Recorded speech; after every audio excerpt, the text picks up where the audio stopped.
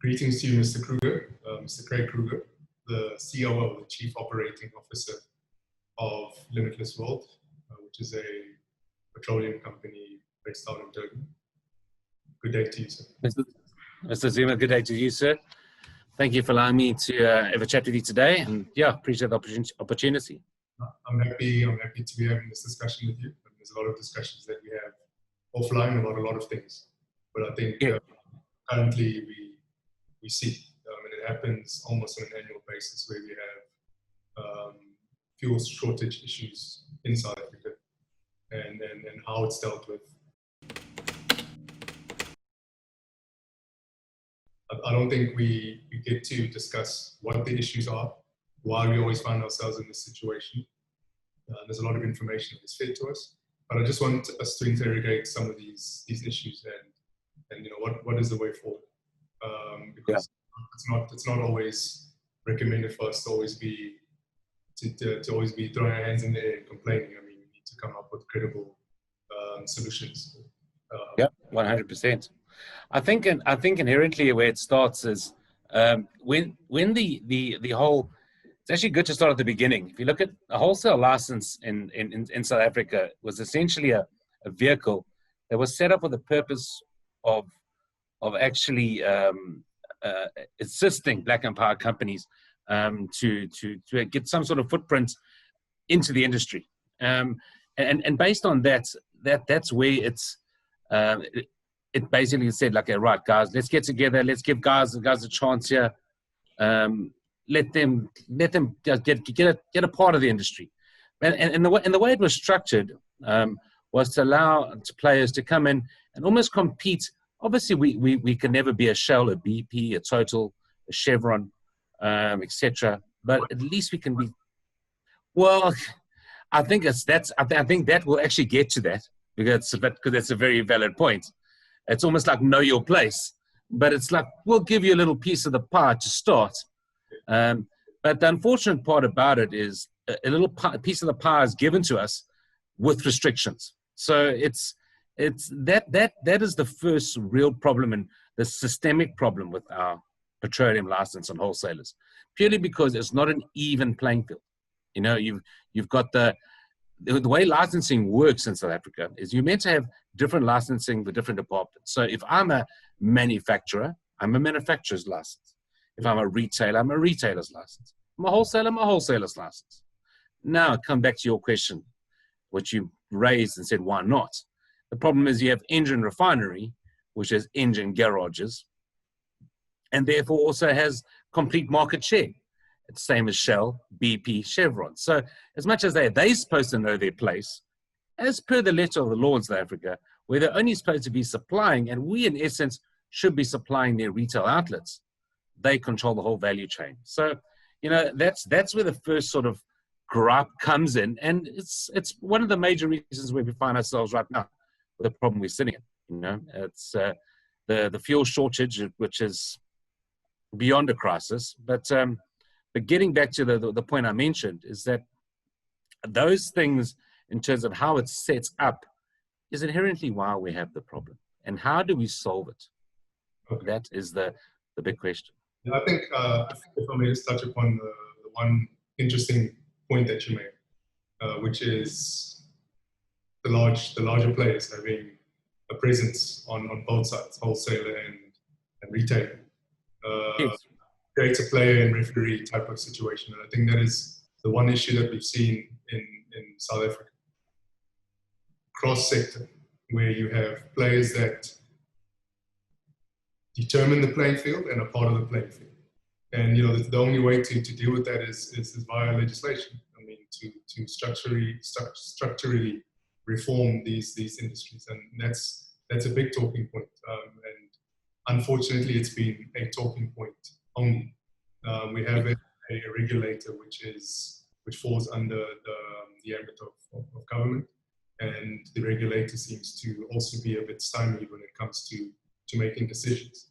And the question is, why would they be in a position where they're not leveling the playing field? Are they in on what's happening, on the proceeds? Are they in with the majors when it comes to decision making, And like I've always said, I have no issues with the bigger companies, but there needs to be a space for new entrants, for the juniors to come in and Yes. get a piece of the pie, as you said. So solution-wise, as much as we've all been around, there've been a lot of people that have spoken and have not put solutions on the table. I want us to take possible solutions as in this conversation. It doesn't have to be one overall solution, but Sure. we can approach it in piecemeal, as you said, because to get to the bigger picture, we need to start off step by step, but we can't ignore the bigger picture. Absolutely. So as a chief operating officer of a company that's in the playing field, what have been your challenges that you've seen in relation to what's going on?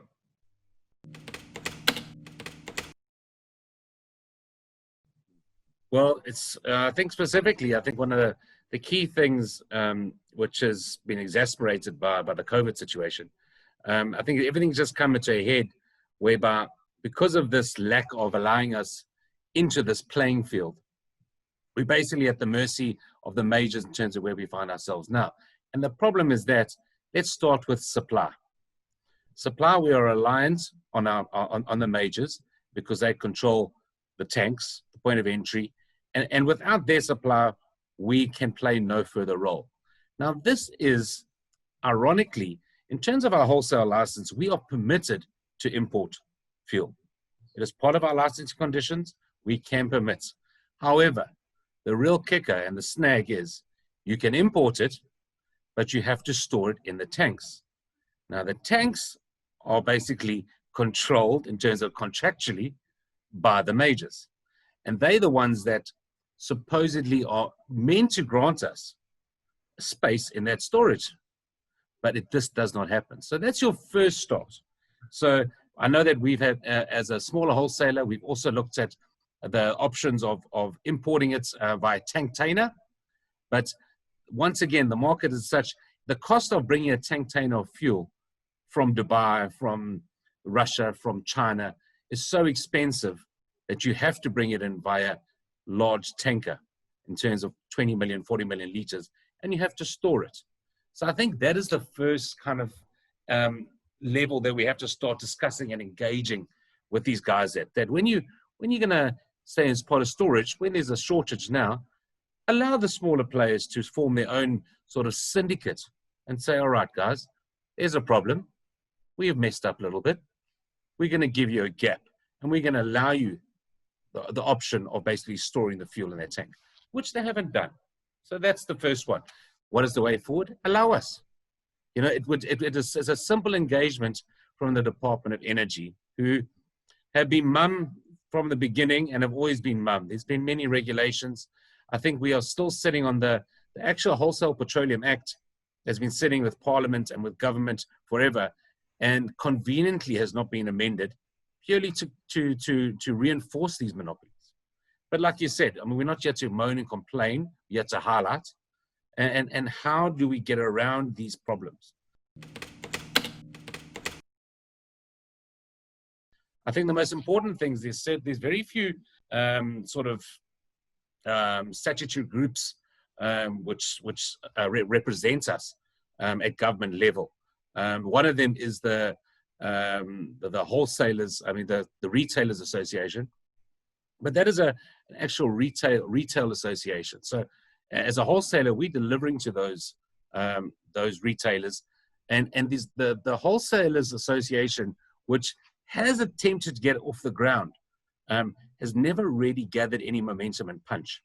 And I think purely for the fact of out of frustration, because as soon as it's kind of gets to that point, we get sidelined in terms of, well, you guys are there, but again, just carry on doing your business. We're the main guys and we're going to do this. So the way forward is to actually establish a more uniform kind of a platform between the retailers and the wholesalers, and to engage with government directly and say, all right, guys, when these issues arise, and we all do forecasts, we're all business people, we can understand what is going on. And believe me, without a doubt, the situation we find ourselves in now, this didn't just happen. I mean, there's a lot of clever people that run these businesses. See this year in, year out. Petrol price hikes. We see it year in, year out. And I mean, as you said, Yeah, it's nothing new. And I think from as part of a solution, you know, if I ever have the opportunity to be part of a solution, the way I do it is very, very simple. Because the way I see it is you have the monopolies that sit within the private sector, clearly, that are dictating what price is. So you've spoken about the Petroleum Act that's been sitting at Parliament, Parliament being the ultimate arm of government and decision making. So whatever laws, acts, rules that need to be rectified and brought into legislation are done there. And these laws are sitting on whichever desks and are not moving. So point number one, that area needs to be addressed. Guys, this is a situation. We can't have this issue year in, year out. And, you know, I speak at risk of sounding like a broken record, because I think to a lot of people, they have some sort of an idea of what this issue is. The details, maybe not, but the issue of there being legislation in place that's not favorable to the smaller wholesalers. And so solution being, guys, let's get pen to paper, let's push these laws through, and let's get everyone working. Because we cannot have it in our country where we have this bottleneck, we have it every year. Petrol price goes up, diesel price goes up, that affects everybody, the consumer. And then it's just one big mess. You know, we're tired of seeing that, and, you know, we complain about it, but we want to effect change and we want to be the difference maker. So, absolutely, government listening out there, there are people that have been sitting on it, and clearly they're not moving on it for whatever reason. What I'm saying is, we need to move on, and that's exactly what we're going to do moving forward. People that are not interested in the country moving forward should take a step aside and enjoy. Absolutely. There's some of us, I mean, in getting things going, and we can get it going. It's as simple as that. You know, it's not as simple as that. Our willingness, that's all it is. And then you have two sides to the party. You have the private sector that also want their rights as business people protected. They want to protect their wealth, their assets. We understand that and we respect it. But we're saying that cannot be at the detriment of the majority of South Africans trying to get into not just the fuel space, many other sectors, but for this discussion into the fuel space. There are a lot of wholesalers that would love to have the opportunities that the engines, the BPs, the Shells have, and are not able to get their hands on those opportunities. Not because they don't know what they're doing, not because they don't have the means to do so. It's just because the rules don't allow them to do so. So we need to you know, the rules cannot be set in stone. That's not the way it works. Stay flexible. No. As time goes on, as we are trying to mature as a democracy, we need to understand that we need to open up the playing field. We need to make this, we need to take this big pie and split it accordingly, and even benefiting the recurring players, usual suspects, as it always does. We need to change some laws up in this place, most definitely. Yeah. To follow on what you said, I think it also rubs on the fact of accountability. I think it's literally, you know, it's one thing to say, number one, you aren't giving us a piece of the pie. And number two, you aren't being held accountable.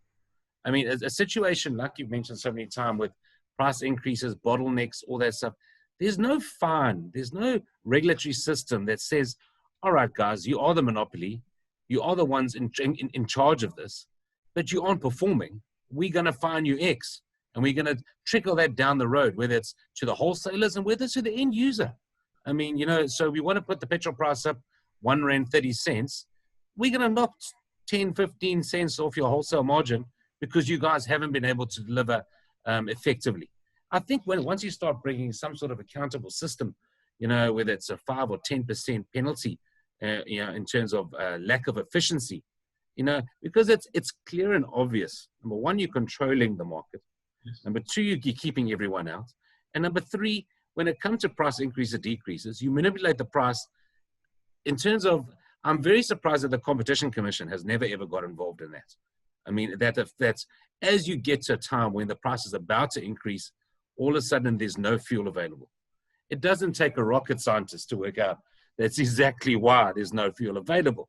I mean, it's if I can sell something at a rand more expensive in a week's time, I'll just start trickling it along. But these people are allowed to do that, and whereas it's very short-term thinking, but it's short-term thinking because it's, if you look at the market as a whole, I'd rather have a fully functioning, thriving market at all times than this narrow-minded, monopolistic greed that just says we'll do what we do because no one's regulating us. That's exactly what you said. 100%. Regulations definitely have to be looked at. They've been looked at, as a matter of fact, not looked at, have to be changed. We done that time of saying, let's have a discussion, let's look at it. We know what the issues are. Let's fix the issues. Let's change the way things are done. Let's even the plan. Absolutely. That's done at one level, and one level only. That's a government. Yes. Absolutely. In correspondence and in discussion with the private sector. The private sector is not our enemy. That's not what we say. But they need to come to the party. They need to. So no, please. Yeah, so moving swiftly along. There's been a lot of closures of wholesale companies. We're seeing week in, week out. The smaller companies are closing because the trickle down effect from the wholesale, not being able to get their hands on fuel, not being able to move it because of what is happening. And this bottleneck once again exists purely because there have been decisions that have been taken or decisions that have not been taken, whichever way it's created, where there is no fuel that is coming. We look at what happened to the oil price a few months ago. There was tankers storage facilities, not volumes, in South Africa that may have been at capacity, but that was a perfect time to stockpile. But unfortunately, you cannot stockpile purely because there's no storage facilities that exist outside of the majors. So if you can just give us your view on, you as a smaller sailor, how are you surviving at this time? I'm sure you know of your peers in this industry that have taken big knocks. Some of them have closed, as I said. What are the actual effects of what's going on to the business owner? Yeah, I think it's and I think one thing that people need to be very clear about it is the role of the wholesaler and how many people rely on a wholesaler and the fuel that they provide. So if you look at our, you have to make this very clear to some of us that may not understand.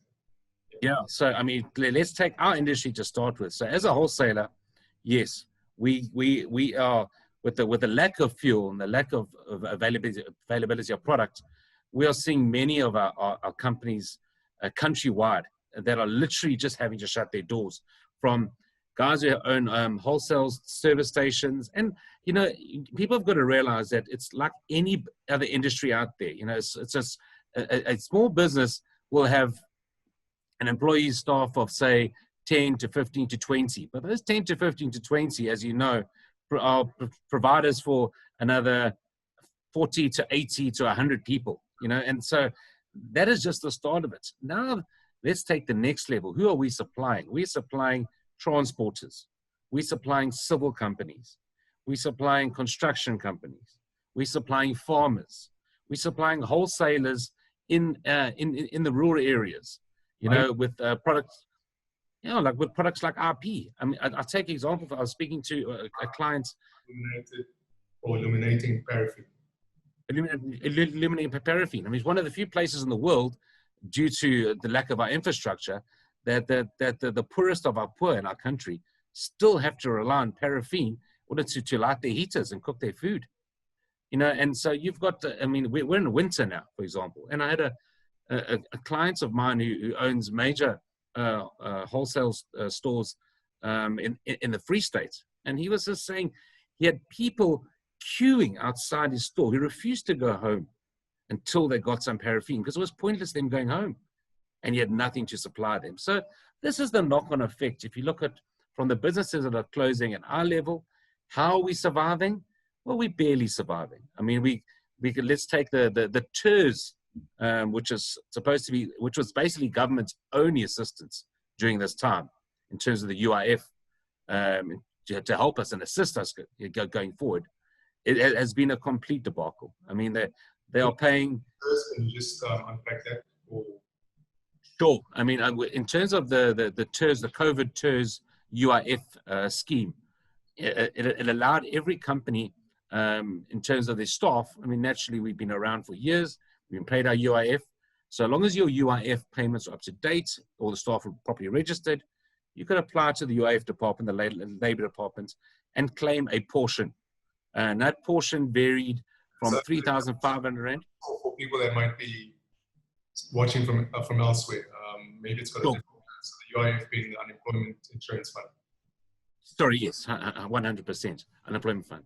So that allowed a government to kind of push money back into these companies like ours in order to keep us going. The problem is that since the beginning of this unemployment fund, in month 1, we were paid 3 weeks late. Now, as a company, we can never hold that money back from our employee.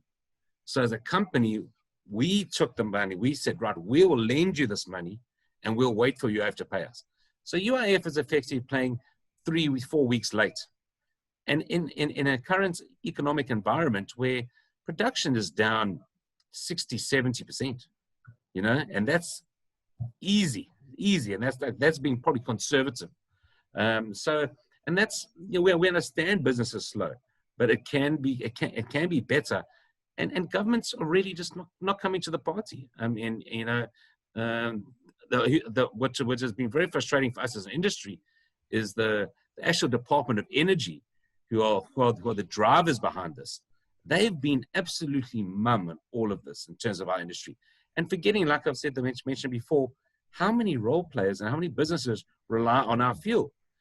In terms of, I mean, just to give one other example, if a person is granted a contract, for example, to build a bridge or build a road, etc., one of the major costs of that project is fuel. So there's no ways that person or that company that's won that contract can afford to go and buy fuel directly from a retail station. The pricing is too much. If he now has to go buy from a retail station, he has no margin, and he's actually going to end up losing on that project. So that's the function and role of the wholesaler. We are there to provide cheaper fuel, which drives the economy. And without that being addressed, it's a major problem.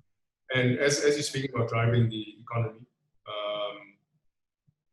there's been the knock-on effects, and I just want us to unpack it on 2 streams. One being the macroeconomic stream, and then the other being the microeconomic. You've touched upon some of the microeconomic issues. If you look at on the macro side, I mean, policy, budgeting from government, because they're the ones, the ultimate drivers of the macroeconomic play in the system. This obviously affects them, because now if the wholesale is affected, it means the agricultural sector, the logistics sector, the mining sector is affected, the infrastructure sector is affected. That affects the way budgets are put in place. So now on the government side, on the macro side, they have to look at how this affects their capacity to drive the economy. And as you're saying, your belief, and I firmly agree with you, the Department of Energy has been very silent on this matter. And this is something that will catch up eventually. It has to be addressed. Why are we not having these problems resolved in intermittent timelines or timeframes, instead of waiting for the end of the financial year or the beginning of the next one when the budget vote is put out, and then we see the actual ramifications coming out in the form of the budget vote. So to place a direct question on your side, just to get your insight as someone that is in the industry from a microeconomic and a macroeconomic perspective. How would you unpack the effects that we're feeling and the effects that we'll be feeling down the road of the fuel shortages? I think to start on the macro side of it, the key part of that is strategic oil reserves and strategic fuel reserves. I think that effect and not having that capacity down the road is going to lead to, we've touched on companies shutting down, but we have to understand the power of fuel and its ability in terms of making any country efficient and actually functioning properly. If we don't address this, it has the power to completely cripple the country. I think we can look around the world and we can see a lot of companies. I mean, you can take a country like Venezuela, for example, has some of the world's biggest oil reserves, however, has no fuel. Has not got the capacity to make its own fuel, which is crippling it. And I think you mentioned earlier, you got a volatile substance, which is oil, which jumps up and down all the time. However, you have to understand that unless government thinks forward in terms of a macroeconomic policy, in terms of strategic fuel and oil reserves, we're going to have this situation. I think COVID was a big wake up for everyone, but unfortunately it didn't need to be a wake up. I think preparation should have been well in everyone's mind, just in terms of our entire economy. And we allowed this situation now, and it's almost become unfortunate now, because it's like, oh, well, it's because of COVID. Oh, well, it's because of COVID. It's not because of COVID. We could have been anything. It could have been a hurricane, a tornado. We could have had a nuclear bomb in pick a country. Almost on an annual basis. It's the same thing. We don't change. And on the micro side of it, it's stunting the growth of our economy, which inherently stops us having that crucial middle class. That crucial middle class which every country requires. Without that middle class, the loads of middle class, and that band expanding, we will never have a strong economy. And until that is addressed, and everyone starts buying into it. I think one of the most important things, if I look at our business, for example, it's our CEO, Winston's my boss, essentially. But we're a black and white guy got together and said, right, let's start something. Let's do something different. Let's focus on fuel. And we are the micro version, but we are potentially the micro version of what can become the macro. And I think if we all just start focusing and start realizing what needs to be achieved, we can get there. But enough talk, more action. And I'm hoping talks like these can galvanize more people into saying, you know what, he's right. Let's stop buying into the system. Let's start forcing their hands, because this is affecting us now, and it's going to affect the generations going forward. And I have to appreciate yourself, and like you mentioned, you in partnership with Winston, and he's also well known to me and a very good friend of my brother, and I hold you in the same high regards. We've known each other for a while. We've come a long way in our respective journeys, and you've been to form a business maverick. You've gone against the grain. You've gone against the mold, and you've fought uphill. You have swum upstream. Is what you've done. You managed to do that in a partnership that I myself look up to. I hold it in high regards, because you guys are a shining example of how things should be done. You have two guys from completely different backgrounds that came together with the goal of uniting each other and each other's networks, and getting to a position where you display what can be done. from two people from two different backgrounds, and being successful at it, regardless of the hurdles that you faced. So I appreciate yourself, and I'm humbled to be having this discussion with you, because you are one of a few people that have done things the hard way. You and Winston, of course, you guys have done things the very difficult way. I think there's the point that I want to touch upon, which you raised, the strategic fuel reserves. And we've actually come across the development of that actual reserve a few years ago, when it was mysteriously sold off. And Yes. the strategic fuel reserve is that buffer period that a country will have via its energy department on fuel used in emergencies. So during a time of whatever crisis, war, recession. So it buys you that period, depending on how much fuel you have in the reserve. Let's say 30-day period, 60-day, 45-day, whatever it is. Yeah. So the strategic fuel reserve fell under the Central Energy Fund, CEF. Great. And we've seen some of those developments that have happened within CEF. So as much as the government has a lot to do, they also need to keep an eye on, and this is the macro part that we speak about. Keep an eye on certain elements that affect all of us. So the sale of that asset being our strategic fuel reserves, excuse me, has caused a lot of these issues. When we come into this position, we don't have a fallback plan, and I mean that's to the tune of billions of rands. That's something to be addressed. I stand to be corrected. I don't believe it's been addressed yet. I don't believe that fuel reserve has been put back in. But that's something that we need to push the button once again. It's been how many years? 4, 5, maybe 6 years since that happened. Correct. There hasn't been any action. And all we're saying is let's get the action done. Let's not talk about it. Let's not debate it.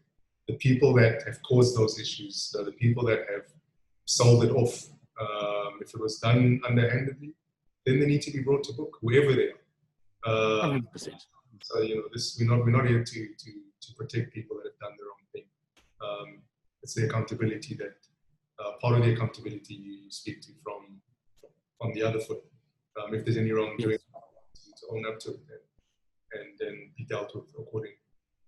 So under the Energy Department, there's a Central Energy Fund that has its function. Do you think that they have come to the party as an entity or an institution that sits under the Ministry of Energy? I think that's what's clearly very apparent is the Central Energy Fund. I think this is where the disconnect happens, and it goes back to what I mentioned earlier, is that there literally is no sort of communication or open platform between the Central Energy Fund in terms of their responsibilities, yes, and their relationship with the majors, and as a result thereof, the supplier with the wholesaler. So I don't think at any stage, it's almost like it's a close guarded secret. And especially, I think one of the major factors in terms of impacting on that strategic fund, besides the one that got sold off, in trying to rebuild it up again, I think one of the things that has impacted heavily on it is the ESCOM. I think and also that's also been really swept under the table. I mean, there's in terms of exactly how many millions of liters a month were sent ESCOM's way in terms of to keep our power on.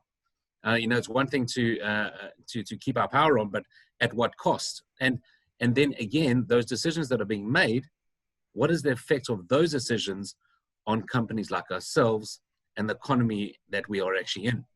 So I think the Central Energy Fund has a lot to answer for in terms of more transparency. It goes, the person, Central Energy Fund falls under the Department of Energy, like you've said, and the Department of Energy is very mum on a lot of stuff. They literally are very I'll just give you a perfect example. We used to always, under the previous Department of Energy a couple of years back, we were always made aware of pricing changes, often a week in advance. I mean, we knew that they'd release it timelessly. We found, I mean, just for example, over the last probably 8 to 10 months, that they only release these figures literally the night before.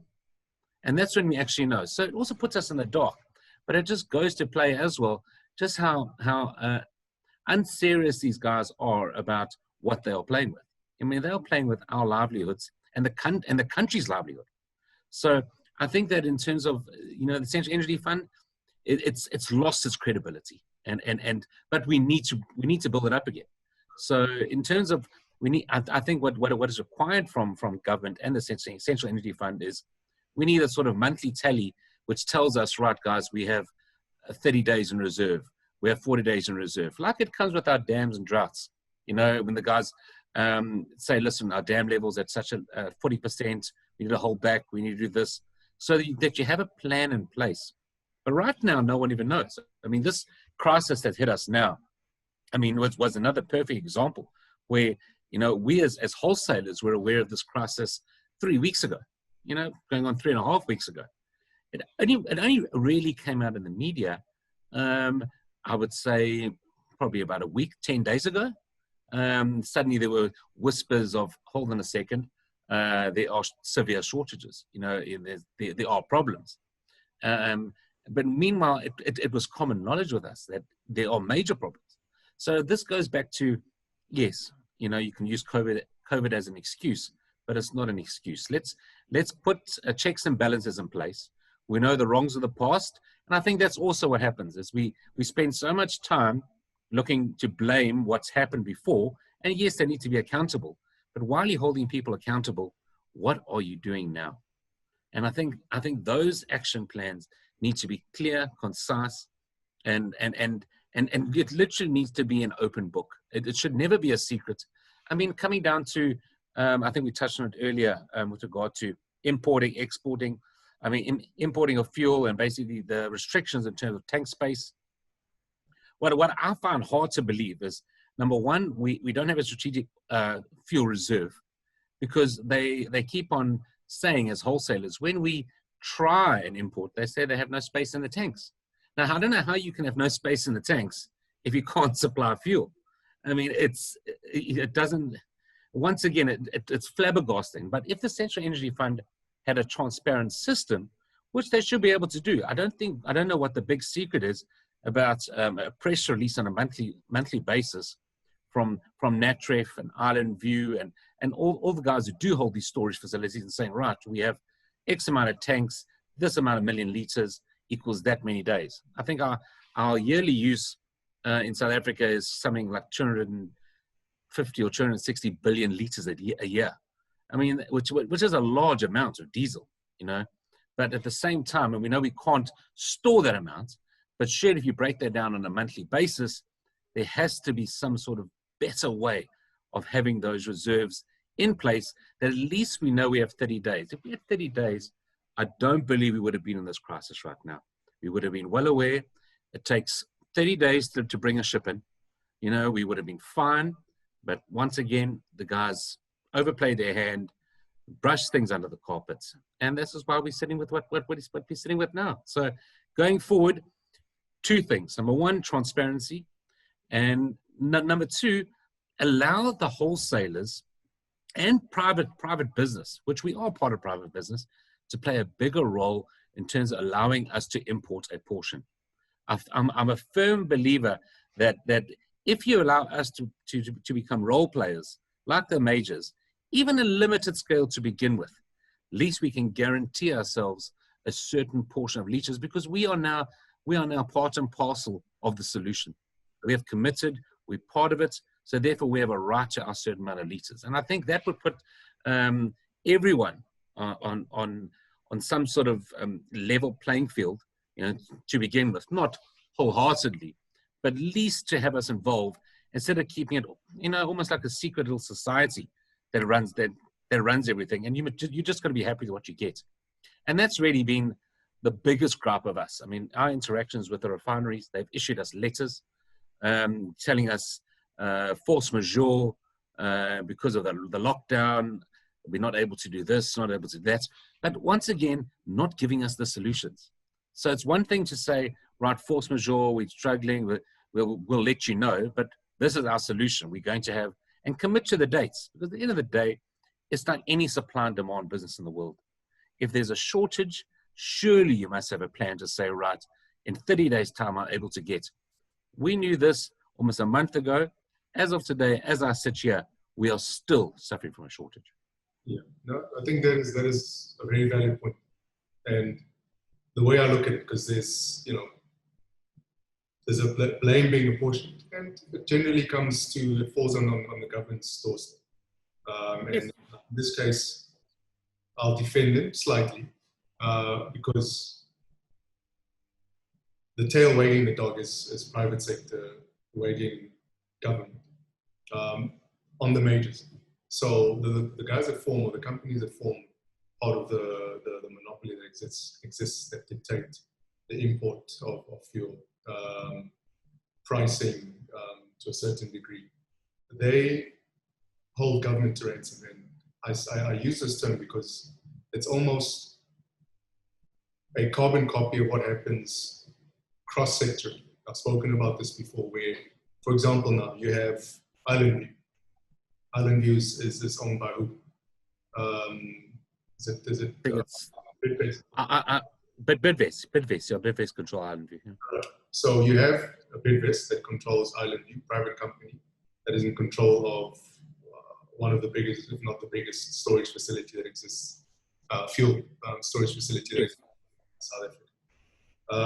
And at the click of a button, they decide what happens and what doesn't happen, regardless of what government says, because government is stuck in a position where they are afraid to do. And I implore our government to not be scared. It's time to take decisions. Yes, there are going to be effects of decisions taken, but in the long term, it's going to open up the industry. It's going to open up the sector for the smaller players to come in and have a go at growing towards becoming a medium to larger size enterprise. And that's not only for in relation to the fuel game, but we've seen this in the mining space. We've seen, so when I said carbon copy, if you take Island View and you take what happens at RBCT, for example, which is a coal terminal, once again, privately owned, you need to get more players in there that are representative of what happens in the economy at a micro level, to be part of a solution, to be part of whatever it is, importing, exporting, distributing. You look at the agricultural sector, if I'm not mistaken, the grain terminals. But these are all what were formerly government properties or assets that are managed. If you look deeply into the contracts, these are managed by private companies. And the onus, the liability always falls in government hands. We look at what has happened lately with the Solidarity Fund as an example. So you have this as part of a stimulus plan put forward by government. And once again, I'm on record saying that it looks great on paper, but practically, I don't buy it. Absolutely. Yeah. On my side, I look at things from a practical standpoint. Yeah, people will say, nah, but you don't understand this. You're not an economist. You're not an oil specialist. Not this and that. And granted, I get that, but I'm a businessman. I've experienced life in the business line, and I know what has affected others like me. And putting that plan together, the Solidarity Fund, and the way that it was done was never going to work. Why? And I mean, in this in today's articles that Solidarity Fund has not taken off as they expected it to. And we understand it, and we believe that was going to be the case because of the way it's been put together and the intention of the people behind the Solidarity Fund. So now likening the Solidarity Fund to a RBCT or to an island view, you have a budget that is put forward by government. So the stimulus is put forward by government, and it's being managed by the big banks. And once again, it's the bank majors that have this pool of money that's sitting within their control. They've been asked to disperse it, to offer loans and assistance to small to medium-sized enterprises. And as I'm speaking, I'd just like to get your view if you've tried to tap into it. Yeah, absolutely. So when you look at the way it's been structured, you have 200 billion rand sitting with the banks. Where's the oversight? Who's looking at these banks saying, okay, you're not transferring this money to the people that need it, you're transferring it to people that don't need it. You're supposed to be giving this aid by the form of loans to small to medium-sized companies that really need the help, but you're giving it to people who are using that funding to bridge gaps, to take over debts that they may have been struggling to pay. And, they tap into the stimulus package and use that loan to sort out their historic debt. How do we know these things are not happening? How do we know that this money is being channeled to the people that really need it, the people that are the companies,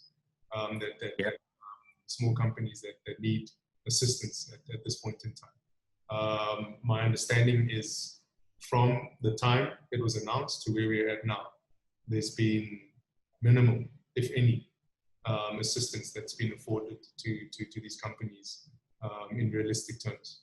So where we're at, I believe that government is afraid to lead. Government is afraid to take decisions. Government is afraid to insource, to say, guys, we will take control of these budgets. We will disperse them as we see fit. If the banks want to play a part, they're more than welcome to do so, but on government's terms, not on their own terms. Because what we'll see, just like the storage tanks, just like RBCT, just like some of the grain terminals, we'll be sitting in a situation where when everything falls apart, we hope it doesn't, but if anything falls apart, then the blame and the debt is left with government. We've seen that.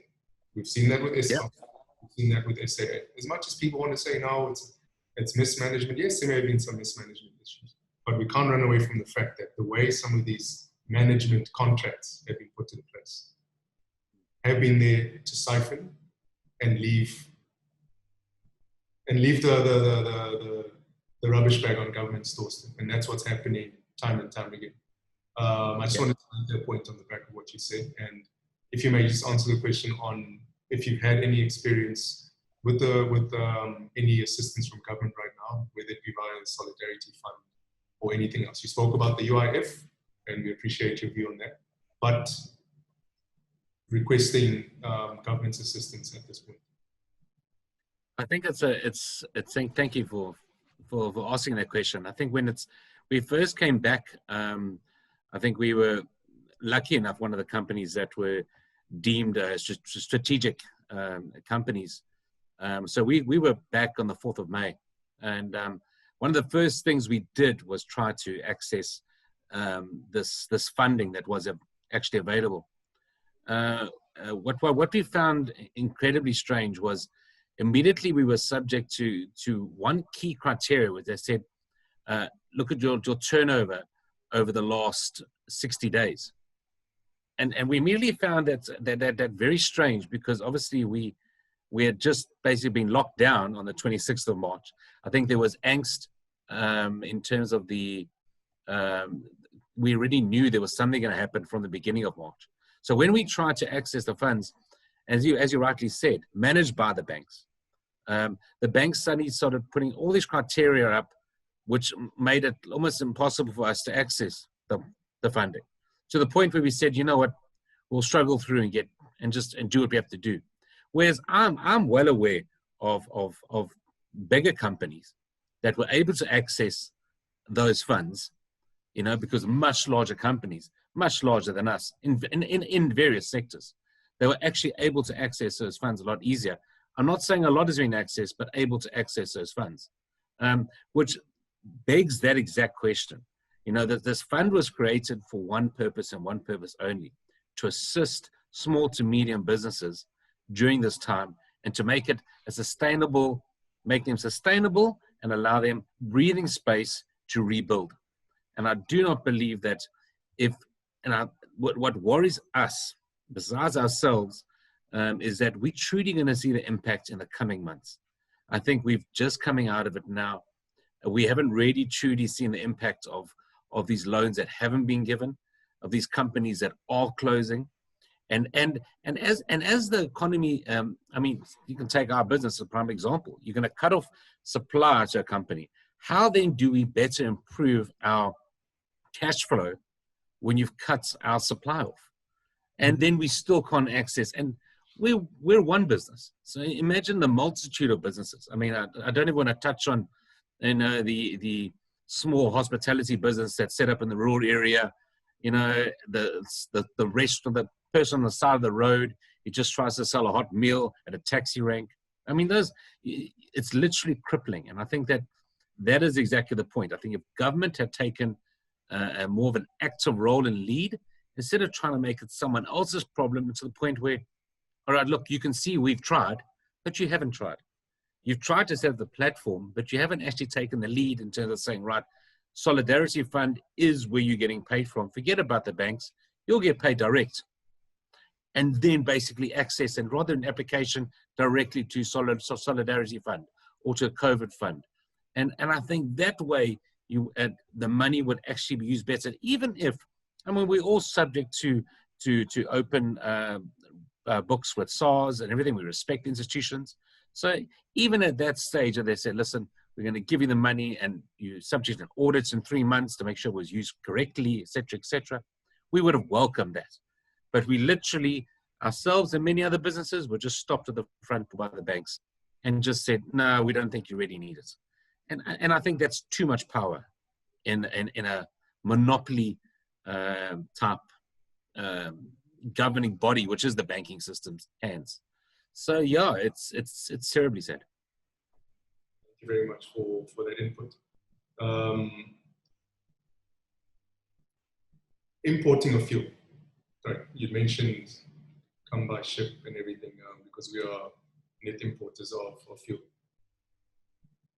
The experiences that yourselves and many others, I'm sure, face is you go through the whole procedure. Besides the Department of Energy, there's the South African Revenue Services, SARS. We've heard of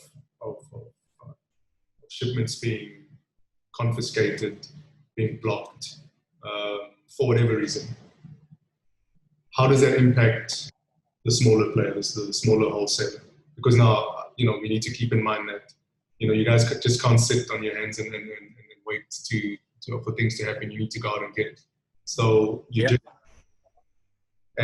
to a point where, in the process of that being done, it gets blocked by the very same authorities that should be making it easier for people bringing goods in.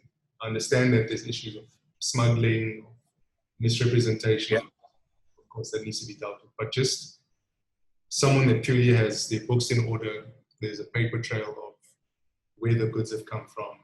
It arrives and then it's confiscated, and in most cases, never to be seen again. What are your views and experiences with that?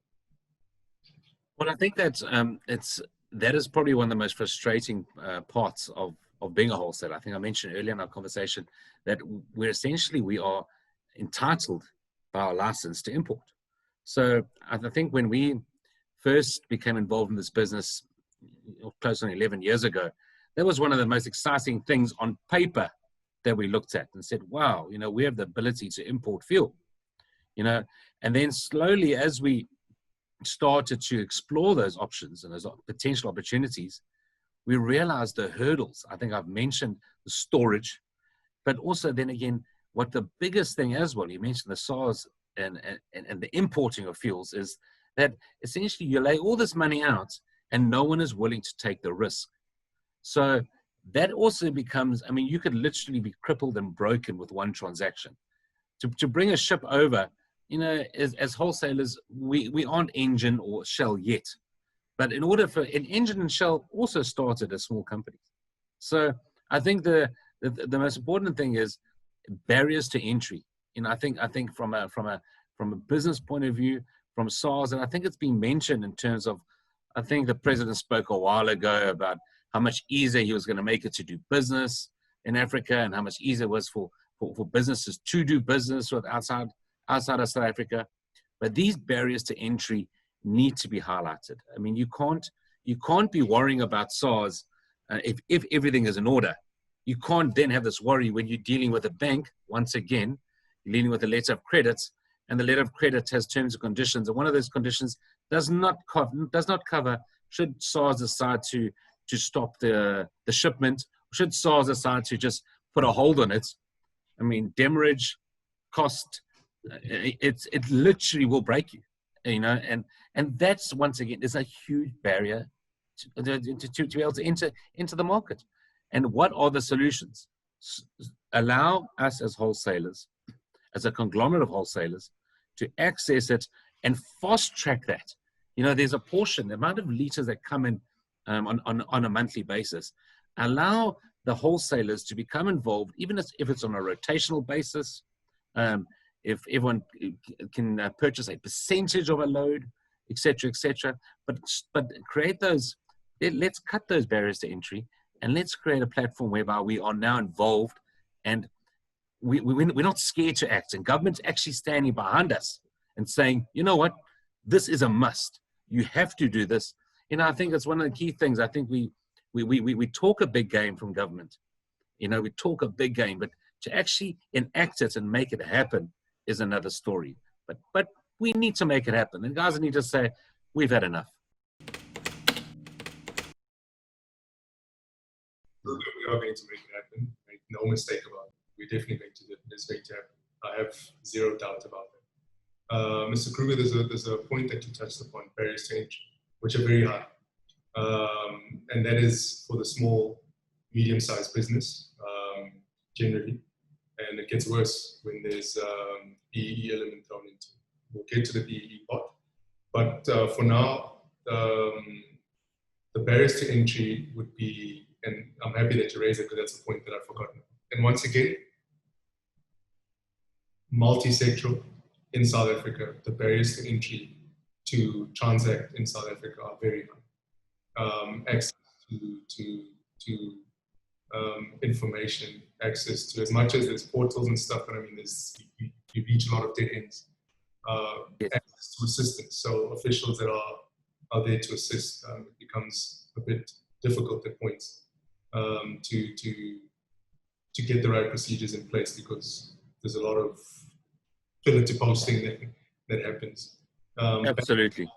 Balance sheets. So how are the smaller guys expected to go against the bigger guys who have amassed cash wealth over a period of time, and they can throw this money at any opportunity, as opposed to the smaller player that is trying to do it, but every time it comes up for the opportunity, one of the criteria is, how much money do you have in your pocket to throw at this? And yes. Talking about multi-billions at some point. I mean, no small company will have a balance sheet. A small to medium company will have a balance sheet of anything between 1.5 billion to 3 billion. Impossible. That's construction, that's fuel, that is mining, what are the other infrastructure projects, roads, building of dams, and. So the barriers of entry are very high. You have the monopolies that use this to their advantage, because you have discussions, we've seen it, you read newspapers and you become completely irritated and just blindsided by the opportunity that government presents. Because on one hand, they want to get people who did not have these opportunities to start off and participate. But then when you get there, the very same rules that they put up are there to put us on the back foot.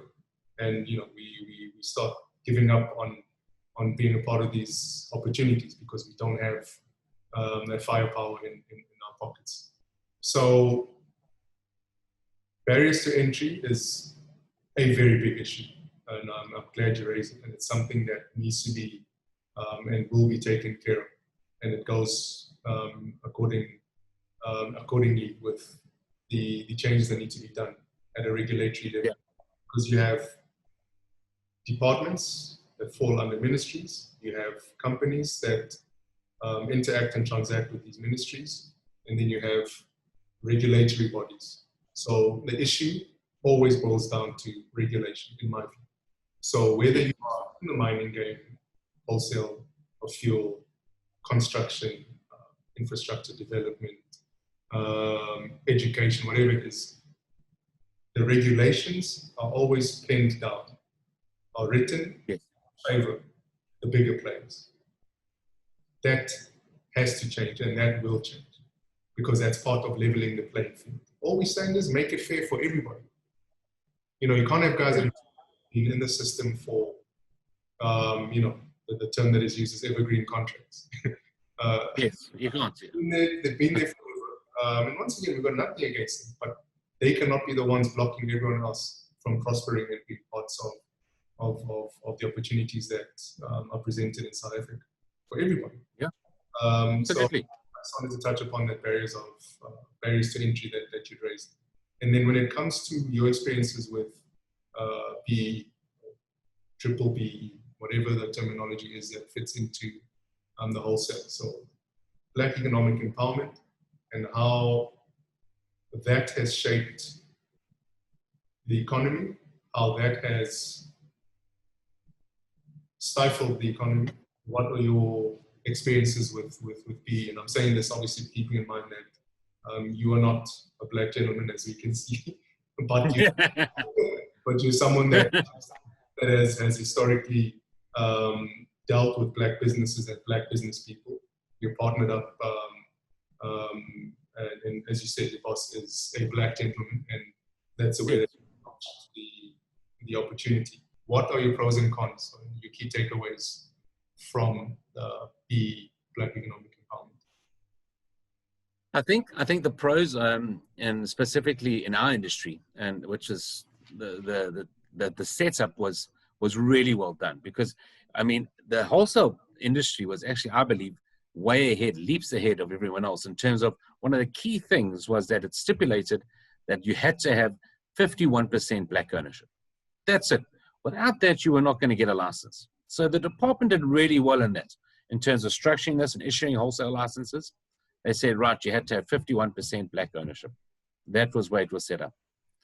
The problems, what happened, the cons, so to speak, were come back to the barriers of entry.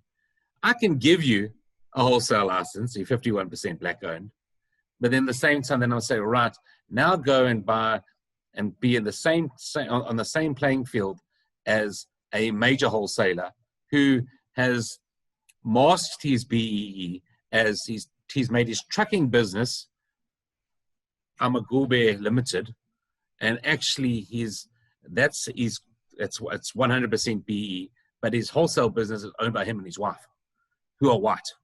And I think and they're sitting with all the capital. So, and I think that's also one thing in terms of government and the banking system and the majors.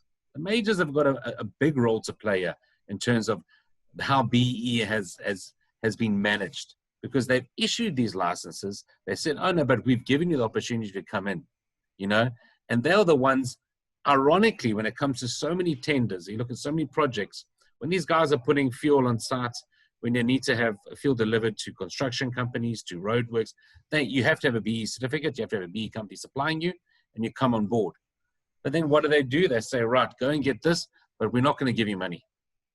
You're going to get an account from a major, you go and get an account. So Engine, for example, and I'm going to mention their name because they need to be mentioned because it's a well-known thing. You'll go and ask for an account. Now, typically, if you're going to get a competitive discount from this company, you have to pay cash up front, like we all do. But they'll give you an account at a discount that is so ridiculous, you can't even sell the fuel. You know, so it leaps. It's just like the business model does not make sense. So those are the frustrating parts I found in terms of BE specific. BE has worked to an extent in our country. in our industry, but it hasn't been supported correctly. And it's now, the one thing I'm finding more and more is that although there's still a lot to be corrected in our country, there's a lot that has to be put right. I'm firmly of the belief that we're passing now in the next 10 to 15 years into the next generation. We're now getting older, over a lot of those older, entrenched white business owners that have owned their businesses for years and years. We're now dealing with their sons who are a little bit more progressive in their thinking, and as they fade away, I believe the basic spirit of cooperation is going to be BE. I think BE is actually going to fall away, and people are going to realize that the only way to do business is for black and white, all of us. We have to work together. You can't. We're still stuck in this point where from BE, a lot of white people feel it's forced on them. Oh, you've come over, you're forcing me to take on a black person. You're forcing me to deal with the black people in my business, And it's just because they're just holding on to what they own. They just will not let go. They don't look at the bigger picture that in 50 years' time, when your grandkids are here, what country have you left behind? This is no longer a country just for 3-4 million of you. This is now for 60 million of you. And how do you make that work? It's I think BE in principle, it's started to work. It's got a long way to go. It really has got a long way to go. But I believe that's going to be fast-tracked by the next generations coming through. Yeah, I think my view on BE, let me just touch upon it as well. The pros and the cons. Yeah. The pro, and I firmly believe in the pro, is that once again, leveling the playing field, because we came from a point pre-94 where a lot of us, I say a lot of us because it's black people in the main that did not have access to economic opportunities in South Africa. Come into the system and looking for ways to be a part of the economy, to benefit like everyone else, to make money, to support their families, to better their livelihood and lifestyle. So what happens is there's this BE platform that's put into place, the discussions are had, there's a panel that signs off whatever it is that was signed off, and we have this rule that's called BE. It's legislated and it's compulsory within the confines of the South African business dealings. Yeah. Depending on which industry, the percentages vary, but the idea is to get to a point where it's grown over a period of time. Now, that is a good thing. So what it does is it puts everyone at the table to say, okay, we have to work together, not because we are told to, it's because we want to. That was the basis of BE, and everyone had to make concessions at the time. As time goes on, we've seen the advent of what have been termed the usual suspects. Right? So over a period of time, there've been, especially the major deals that have gone down in South Africa, there've been faces that have been popping up in different sectors, BE consortiums that really made the big BE deals their business, right? Yes. You open up a newspaper, you'll see these faces. They've been part of great BE deals over a period of time. We've seen the Zikumalos of this world, we've seen the Toto Sekhwales, the Patrice Motsepe. The current president, Cyril Ramaphosa, was a beneficiary of. Absolutely. But what we've seen is over a period of time, it hasn't translated to the masses. It hasn't trickled down to a level where people can be part of these deals.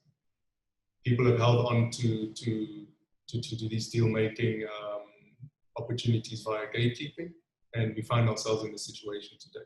So that's a con that I'd like to put up. Another con that I'll put up is the very nature of the structure of a BE deal. So now we've gone from pre-apartheid, we're now post-apartheid.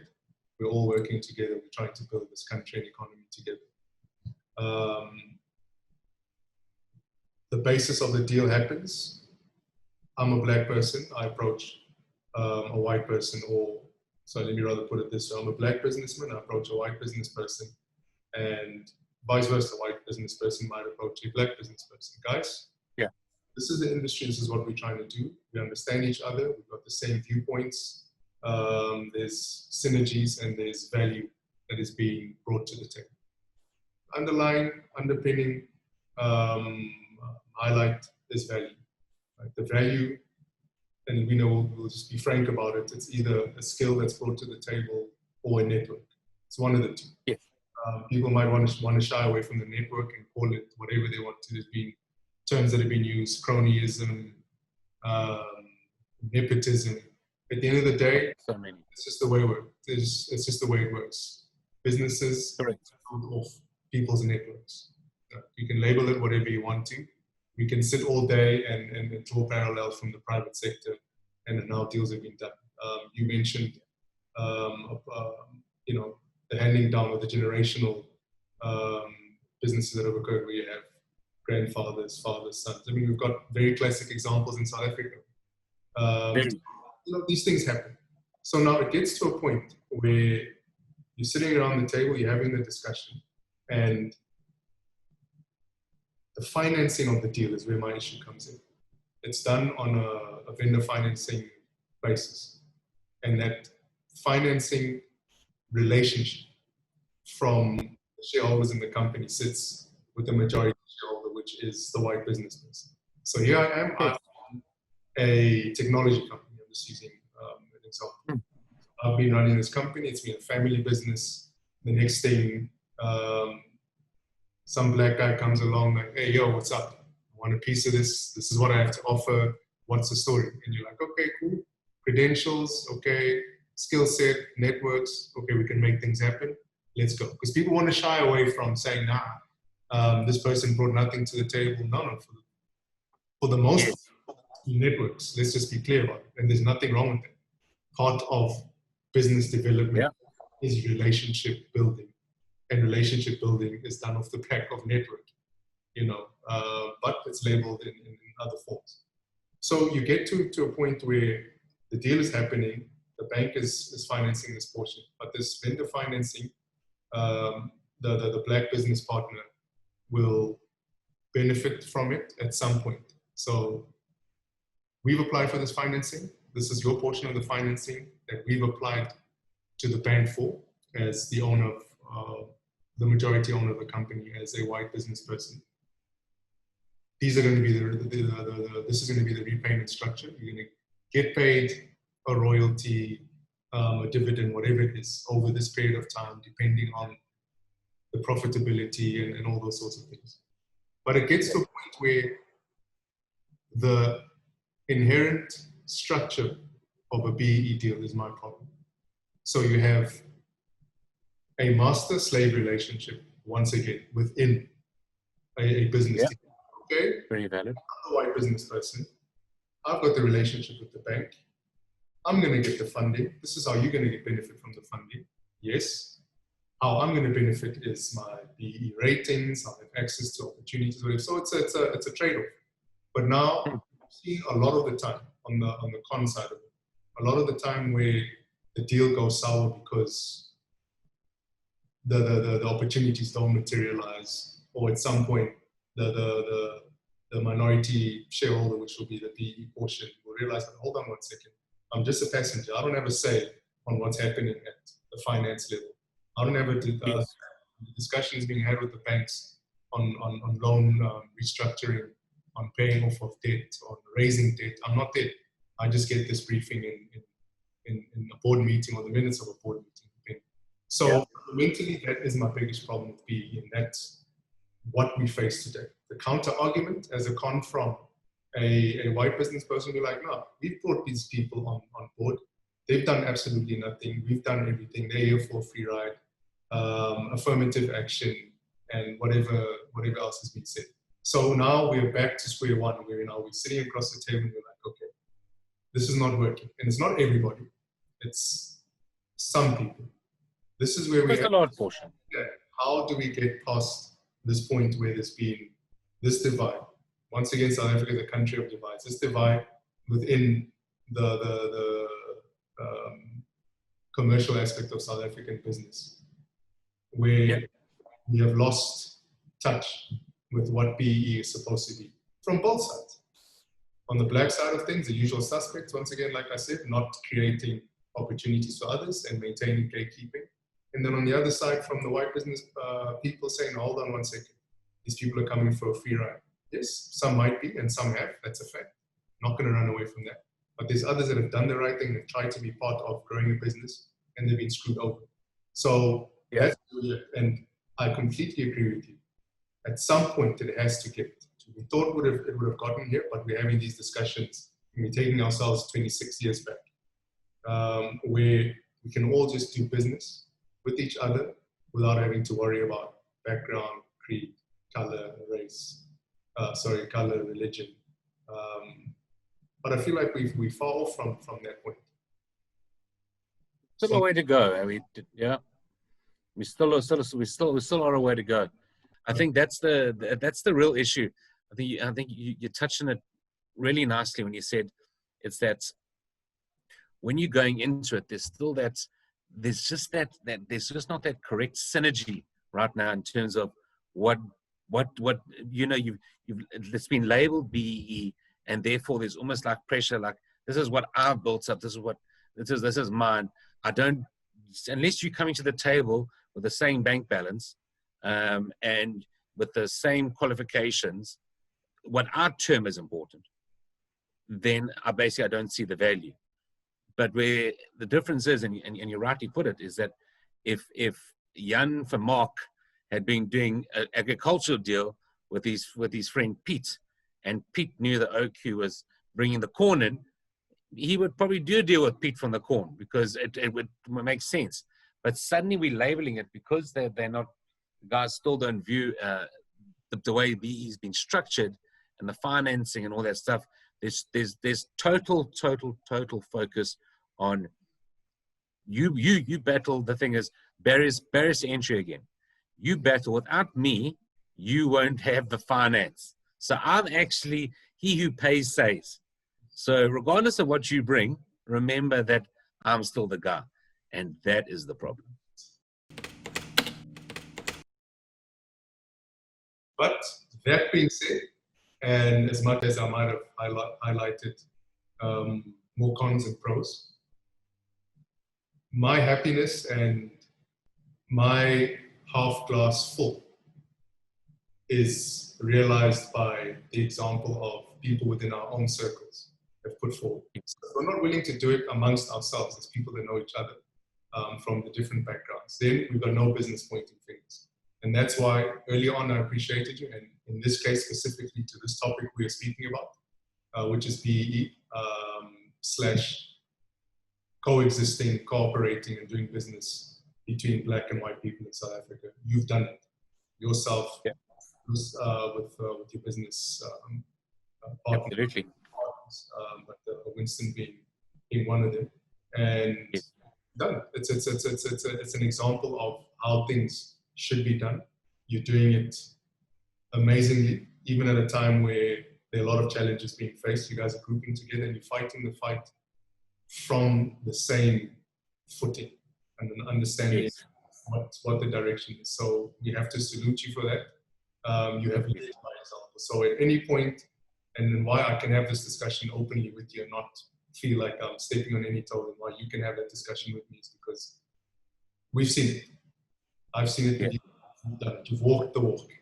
You're not. You've walked the walk, and I believe I'm also not someone that talks much. We're people of action. So congratulations. Absolutely. I'm leading by example on how business should be conducted, not just in South Africa. Thank you. Let's move on. I think just as we start rounding up, taking a bit of your time. I know you're busy. No. I appreciate your time.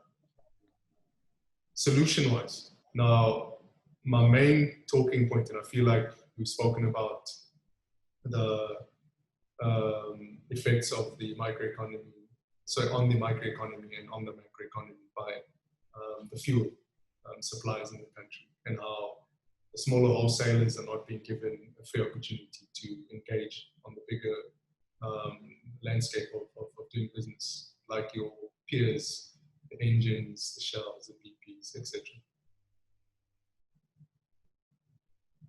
The biggest problem we have in South Africa when it comes to opportunity, when it comes to setting the record straight on how it needs to be done, is beneficiation. Yes. So I've had my experiences in the mining space and elsewhere. You've had experiences in the fuel space and elsewhere. And what we've seen is a lot of our raw products are not being beneficiated in South Africa. Now, I can understand from a fuel space, dealing with a lot of the downstream stuff, well, at the downstream level, because we don't drill for oil. Yeah, there's fracking, there's all sorts of stuff, but we're dealing with Correct. The finished product, the refined product, whether it is a diesel, whether it is a paraffin, additive, whatever else that it exists in this fuel space. So if you look at Africa, I feel like this is the trick that we're missing. If we look at Africa as a whole, we have some big oil producing nations, crude, to name a few, Angola, South Sudan, Khartoum, Nigeria, the list goes on. DRC, parts of the DRC, Algeria, Libya. These are countries that have some good oil wealth. You look at the number of refineries that exist in Africa. Yes, there's a few that exist, not as many as they should, but these refineries are smaller to medium sized. They're not competitive with the proper refineries out there that should be given them the desired outputs in relation to the amounts that they have underground. You look at what's happening in Nigeria, for example, now. It's been a big oil player. There's Aliko Dangote, who's put up some of his capital to develop his own refinery, to take advantage of this space that exists when it comes to beneficiation. So now, most of our countries have become net importers of the value-added products that stem out of the petrochemical space, out of the crude space. We need to develop our refineries. We need to have refineries that are not only privately owned, but state-owned as well. People want to call it nationalizing. It's political terms. I don't buy into it. Whether we're going to do it or we're not going to do it. There's space for everybody, right? If you're complaining about storage, let's bulk up the storage. Let's shore it up. We're complaining about refining capacity and it's sitting in one grouping's hands. Let's develop other avenues of refining. Because now, the trick we're missing, and I'll give you an opportunity to speak on it, and this is from a solution basis, if I had it my way, is within Africa, we need to promote intra-Africa trade. And that intra-Africa trade is going to stem from us developing infrastructure within our own spaces and leveraging off those infrastructures, road, rail, refineries, ports, whatever it is that keeps the economies ticking, and bringing all these economies into one bulk eventually. Now, we can't be in a position where we have had the opportunities to set up refineries. The refineries that have been set up and have been put under management by two private companies, by government. So to have private players that are not related to the majors, to have state companies that develop their own refineries, and to start beneficiating, to start refining the raw product.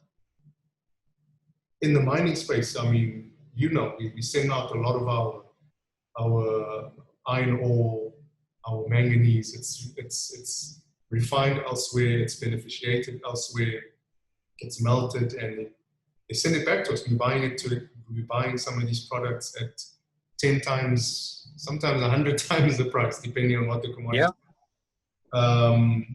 So we need to get our asses in gear.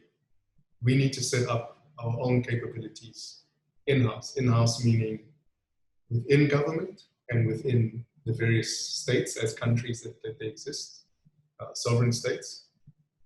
We need to beneficiate. So if there's oil producing companies, if there's mining companies, whatever it is, we need to refine, we need to value add those products and have whatever it is that we need to exist within our own setups being in our own economies in our own countries. Once we've fulfilled those needs, then we can export them. If we really feel like we can export, we need to export the raw goods. But we can't be exporting an unfinished product and buying it back. That's got to end. It's unsustainable. We've been talking about these things for decades, and it's not being done. That's something that we need to do. That's something that we're going to do. What is your take on the refinery space? And you can speak about it as freely as you want to. I think that you've just hit the nail on the head with that last point. Let's talk solutions. Our problem is that we know what we have to do, we just don't do it. Now, any time's the right time to start. Sure. If we had to start tomorrow, and decide that's it. If you look at internationally, the trade agreements that exist between the States and Europe, and the States and Canada and Mexico and Europe and its neighboring countries, they already have set up their beneficiation programs for years. They've been doing it, and it's strengthened their economies. China built up, and we all know it's a well-known fact. China became from nowhere to this powerhouse in a matter of 20 years. So I think, and if Africa just has to get together, and I think the African Union is at the moment toothless, just because not enough impetus is placed behind it. But from a refining point of view, let's start those things. Let's start building more refineries. There are so many plans of refineries. One that went to be built in the Eastern Cape. It was a big hope for that one to be built in the Eastern Cape. It's going to provide so many jobs. Everyone said, yeah, it's going to happen. Never happened. Was it the one at Kucha? That's yeah. Correct. The one at Kucha. And all of a sudden was on the road, and then it was gone. Then there's talks about another one. They're going to expand this one. Engine refinery is so old, it can't even refine. The only crude in the world that can refine, I think, has to come from Saudi or Iran. It can't even refine crude from Nigeria and most of the African countries because it just is not equipped to do so. But it's like in the mining space, like in all the spaces, let's start now. Let's set a point. Let's make a thing about this. If we can come together in a crisis like COVID and set up a solidarity fund, why can't we set up an African fund straight away? Let's set up an African fund. It's not fueled by crisis, but it's fueled by necessity in terms of if we do not change the way we do business, you said it before, we'll always be the world's slave. And that is the reality, and it's time we took charge of this now. Let's set it up. Let's start building refineries. Let's get major programs underway. Let's start using each other. I mean, let's start sending our chrome, our manganese, our coal to Africa in return for crude oil, et cetera, and start setting up major manufacturing plants. And let's make our own microwaves. I'm tired of buying a microwave made in China when we actually sent the steel to make that microwave. It makes no sense. And I think as a country, and it's been said by many people, if we are going to get serious and we're going to come out of this in the next 30, 40, 50 years and be the country that we should be, that's what we need to do. We need to make Africa a superpower. It has got all the makings. Absolutely. The world knows. It's just that we've been made to believe that we don't. Yeah. We're at the point where I think we're clear. We know that we can, and it's just about getting it done. You said the refinery. You mentioned one of the refineries in South Africa that is old and can only refine some of the less thicker crude that comes from Iran or Saudi. So like your Sudanese, Nigerian oil cannot be refined. It's just too thick. The viscosity, it's too much for these refineries. The counter argument people will use is no, but Africa's got a fleet of refineries. What are you talking about? When you pull up the stats, there's refineries all over the show. But the point that you made is it's an aging fleet. These are old refineries that are on their last legs. It's reminiscent of what's happening in Eskom with the power plants. We've got an aging fleet of power plants. We're talking about power plants that have been in existence for the better part of 45, 50 years. The refineries, I'm not sure how many years, but guaranteed it's about the same period of time that they've been in existence. So let's get the new fleets going. Let's get a new way of doing things. Let's get the new technology. We're talking about the fourth industrial revolution. This is the time. There's new things out there. It's time to get onto the new wave of doing things, of procuring things, of developing things, and that's something that you and me will get done. We get up to do so, and we will get it done. I have no doubt. That's why I always speak positively, because we've experienced, in some of us in our young ages, we've experienced a whole lot in the business sector. They will not be taken away from us. And from what we've learned within South Africa and globally in our exploits outside of South Africa, on the continent and elsewhere, the relationships that we've built, the technologies and the go-getting nature of some of the business people that exist out there. This thing is easier, I won't even say easier said than done. It's doable. It's definitely something that can be done in a short period of time. We just need to get out of concept and get to final product. That's it. Because talking doesn't help anybody. And this is something that I'd like to thank you for. Thank you for having this discussion. It's a discussion that speaks about issues that we may be facing currently, and it's more specific to the fuel shortages in South Africa and how that affects everything else. The consumer, the business person, government itself in making decisions on the macro level. You've touched upon very important points, but not only have you touched upon, we've discussed it, and you've placed possible solutions on the table, which is what a lot of people don't do. Getting rid of the barriers to entry, setting up refineries within our respective countries, government having to ease up on some of their regulations that favor the majors. You've given some pointed ideas and solutions on dealing with those. And I'm privileged to have been part of this conversation. I thank you for your time. I thank you for your bravery, because a lot of people do not like putting their asses on the line with speaking publicly and getting their views aired out for people to criticize.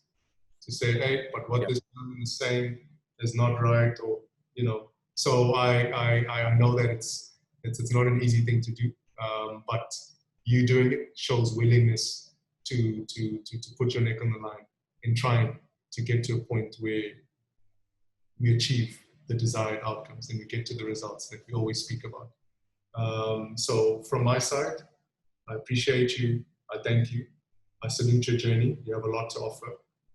You're definitely part of a South Africa that people need to see and people need to understand, because you have walked the walk. And with those closing remarks, I'll hand it over to you if there's anything that you want to round up saying. I just want to say, floor is yours, sir. No, sir, I just want to say thank you so much. It's been a pleasure to be part of this conversation, and wish you all the best and wish us all the best going forward, and keep on fighting the fights. And like you said, time and time again through this conversation, it's not a matter of if, we will make these changes happen. And I look forward to being part of that journey, in Africa with you. And thank you again. And yeah, let's get it done. Kruger, I respect you. I respect what you've done. Thank you very much. Mr. Zuma, thank you so much.